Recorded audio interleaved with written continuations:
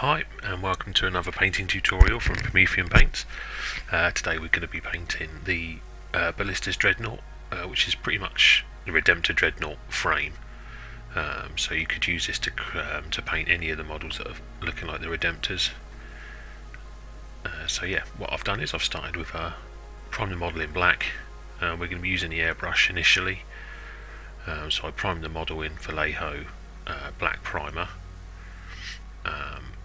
I won't be covering the arms in this tutorial. The arms will be covered off in a separate tutorial, but they follow the basic principles what we're doing here for the armour parts. So first of all, we're going to be using AK black green, which is like Caliban green from GW, and we're just going to spray this, thinned it down with a little bit of thinner, probably a 3:1, so 3 drops of black green to 1 drop thinner, just depends on your airbrush settings really.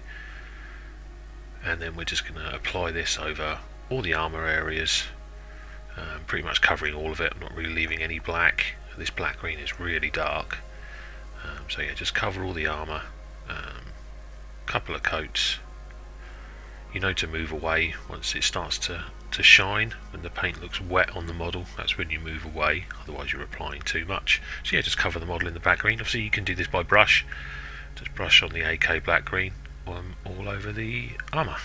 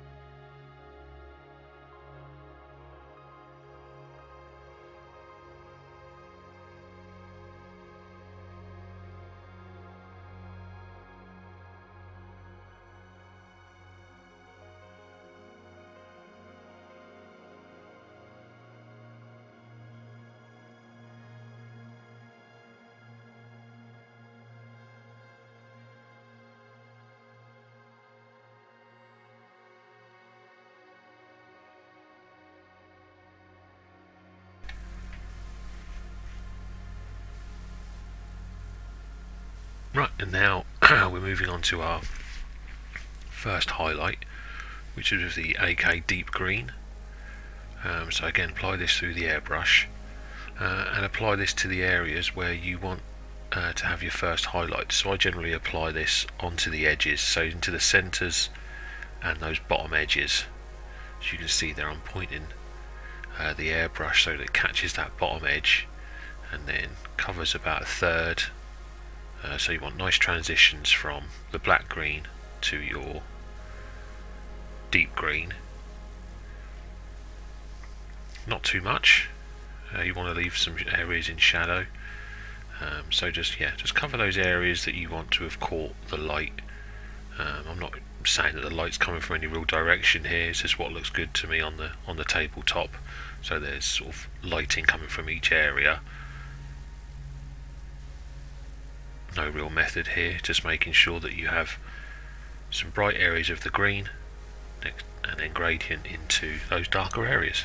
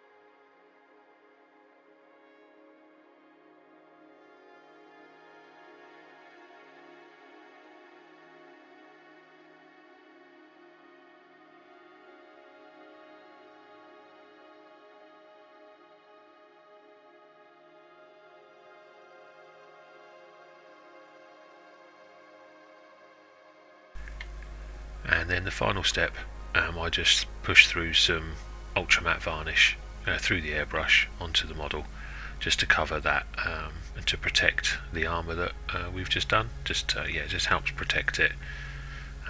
Gets rid of the sort of slightly glossy finish that it's got. You don't have to use ultra matte varnish, you can just use normal matte varnish on this.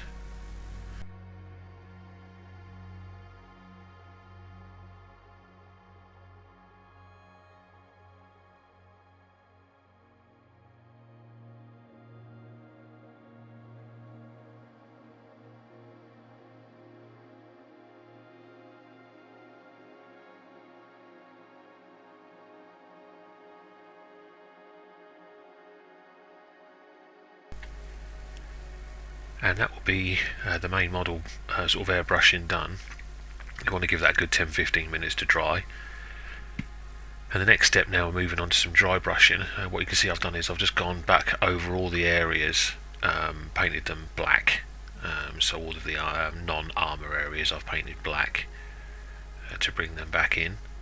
And then what we're going to do is, I'm using the AK gunmetal, but GSW leadbelcher or iron breaker, just a medium coloured silver, and I'm going to just dry brush this all over the areas that I want to be metal, which is basically all the bits around the feet, all the internal sort of mechanics, pretty much all of it. There's not too much gold on these, so yeah, just follow along, paint up the areas you want during the dry brushing. I'm using an Artify size 5, I think it is. You can buy the whole set from Amazon for about £25. They go from a really small one, this is the second smallest, right up to a massive one for terrain. Really good dry brushes, easily to maintain. You can paint this on, but I find it gives a better finish dry brushing, catching the edges to give that metallic look.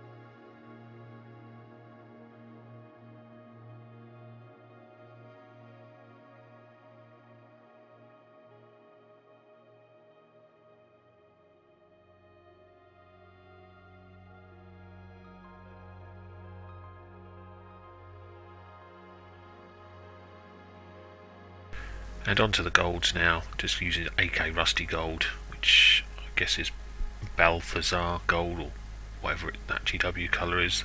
I use Rusty Gold as my sort of base tone.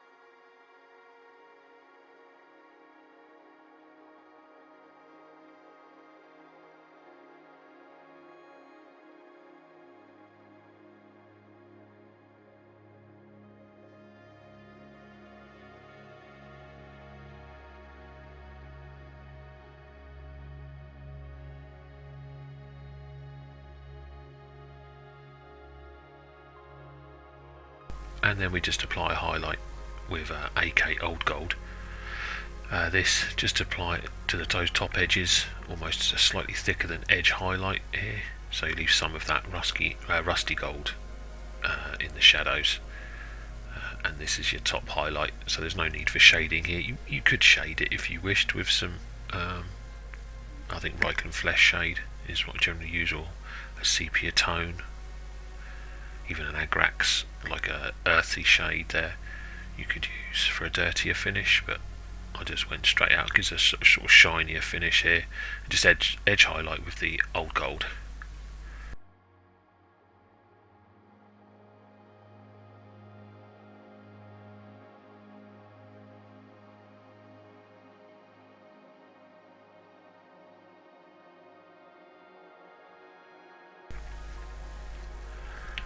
Okay, next step, we're going to be painting all of the pipes and wires going into the sort of sarcophagus there. And here I'm just using some reds, some blues, some greens. The red is a AK Dirty Red, and then AK Blood Red. The blue is a sort of just a dark blue, Oxford blue I think it's called, with Ducat blue, and the green is the deep green, and then I've got some sort of anthracite type colour, like a grey. There's no real, don't have to use any particular colour here, just your bases and your highlight colour, so dark base with a light highlight to give the pipe some definition. Blues and greens and reds work well with these pipes. You can do some hazard stuff, which I'll cover off in a separate tutorial, but most of this is covered by the lid, so you're not really going to see a lot of this. So yeah, blues, reds and greens work well.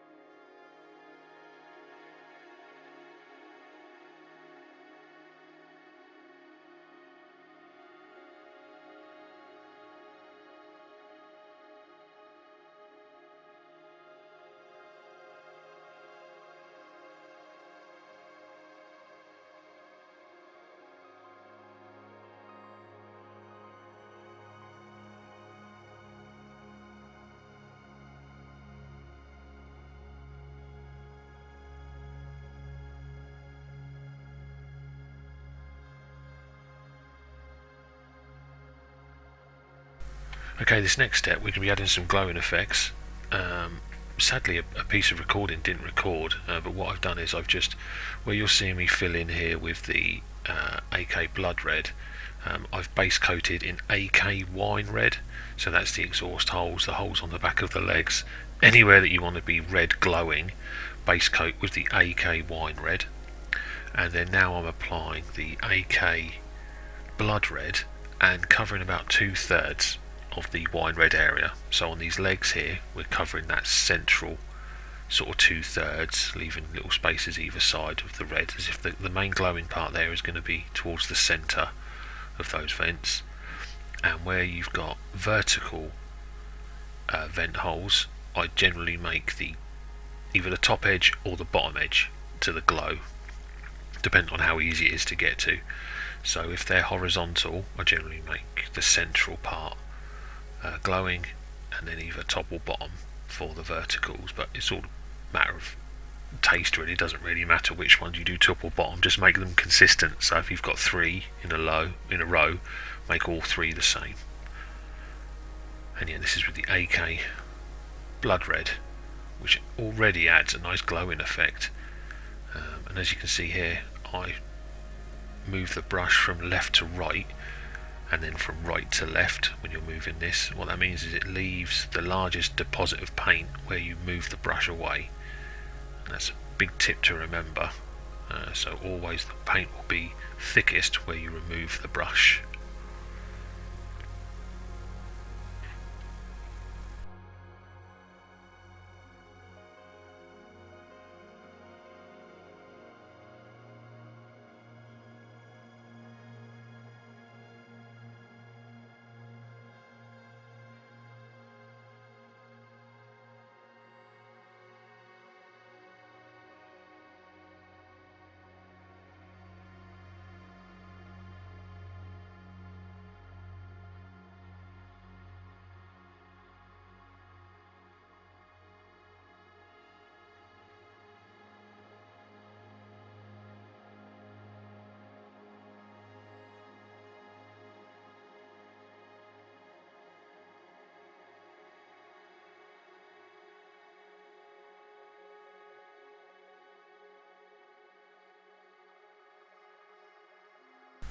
Okay, now we're going to move to some white. So I use AK Pure White, but you could use GW whites, any whites will do. And just add the white to the place where you want to be the brightest. So obviously here I'm doing it in the centre for the vents, either on the left or the right, or if you've got vertical vents, top or bottom, just wherever you wanted that brightest points to be. Add a small line or dot of white, which we'll be filling over again in a minute, but for now just add this white onto those areas. For any lights, lenses, add a dot in one of the top corners and then a crescent below it. You'll see me do it. I think I had a dot to the top left with a crescent in the bottom right.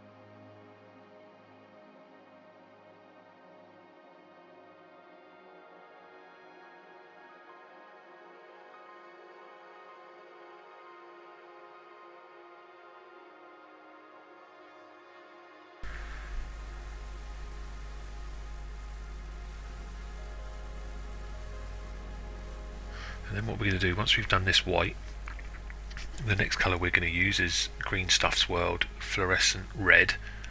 Give the bottle a really good shake. There's a small ball bearing in the bottle that you need to, hear that ball bearing rattle. It means the pigment's all been shaken up.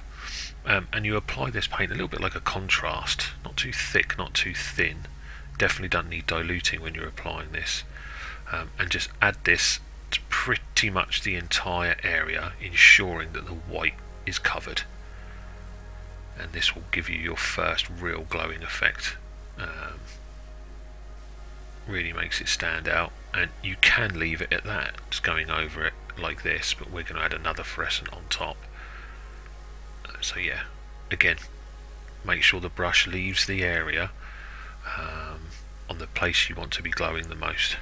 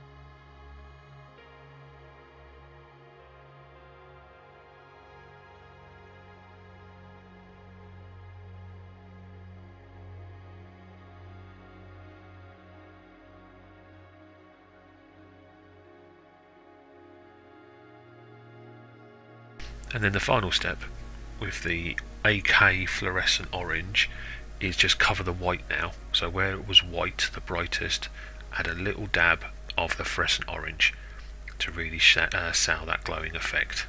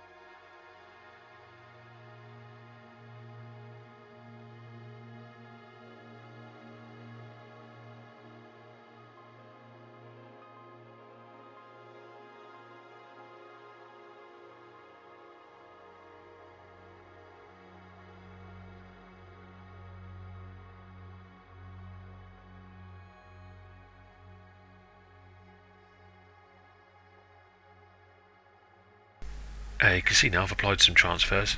There are some ones that are straight out of the Dark Angels box, and some that are from Mighty Brush. So the text transfers, the warning transfers, they're from the Mighty Brush. Well worth checking them out, they've got some really good stuff.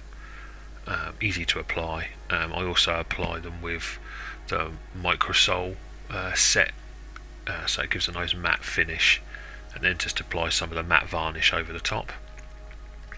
And then we're now going to go on to edge highlighting and battle damage. So for this you could use GW Moot Green mixed with a little bit of Dawn Yellow, 50-50 mix, or you could get some AK Frog Green and then apply this little drop of water. You saw that I added like one brush full of water to a few splurges of the green, and this is your main edge highlight and showing where the battle damage is. So I think when you follow this along, and it's seen some of my other videos, the principles are edge highlight everything, but where you want battle damage, make those highlights thicker, and then add scratches and bullet holes and dent marks with this, because we'll be filling in those areas with black once we've done this. So this allows for some mistakes as well. So if you're not that confident with edge highlighting, if you've got a bit of a shaky hand like I do, And this really helps because you can edge highlight knowing if you've made a mistake, you can just make that mistake a bit bigger and it can be battle damage. Obviously if you want a clean finish, then this is a good colour to use. Just got to be extra careful with your edge highlighting. But yeah, just follow along. I'm pretty much showing you all of what I'm doing here. And just remember, those thicker areas will be covered in black a little bit later on, so don't worry about it for now. It looks a bit weird, but the effect pays off a little bit later.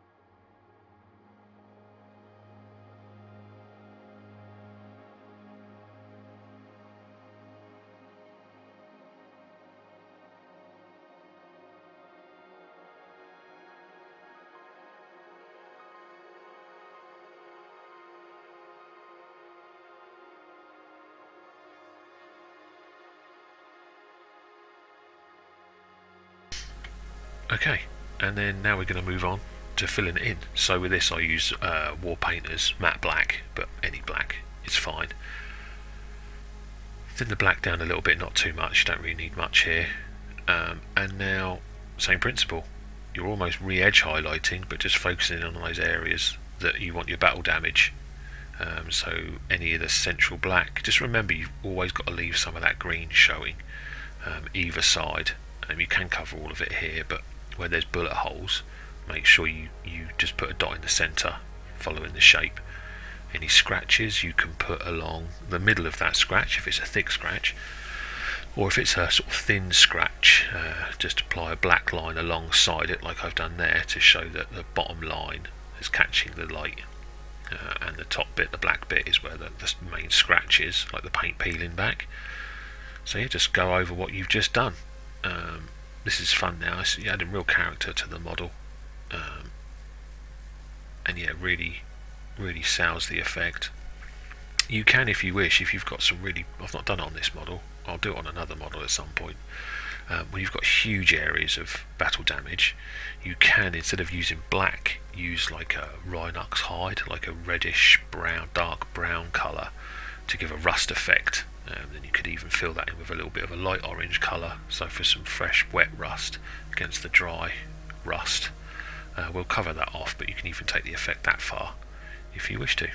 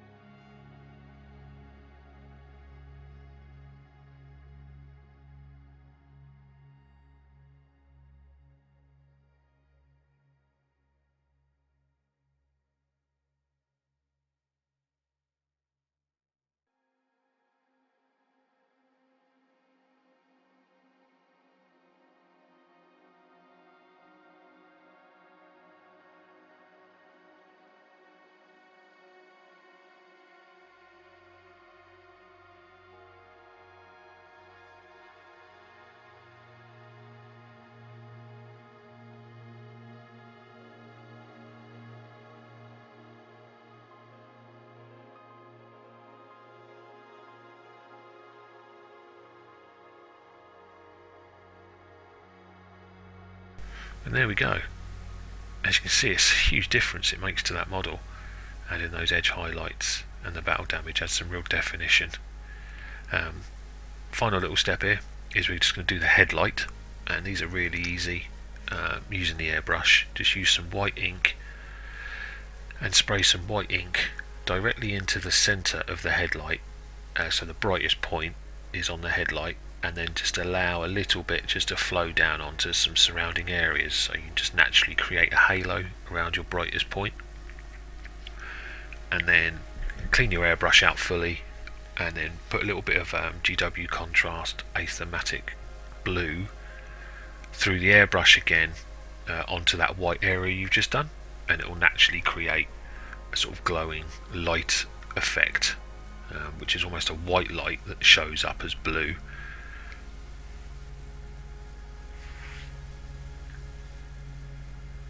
be careful here when you're spraying it. The contrast, even though it's a thickish paint, it comes through like water through the airbrush, so very carefully here, or else it can pull quite easily. And just cover that white area that you've just done. Even you can go over the edges a little bit, but just be mindful of where would be blocked, so you don't want to put any on to where that Dark Angel symbol is, because I wouldn't really catch the headlight. And there we go. As I said, the arms are covered off in a separate tutorial, so yeah, that's it for this one. So yeah, thanks for joining. You can see on the pictures here the arms are painted exactly the same principles. I'll just go over the glowing effects a bit later. So yeah, thanks for watching. Thanks for like and subscribe, and happy painting.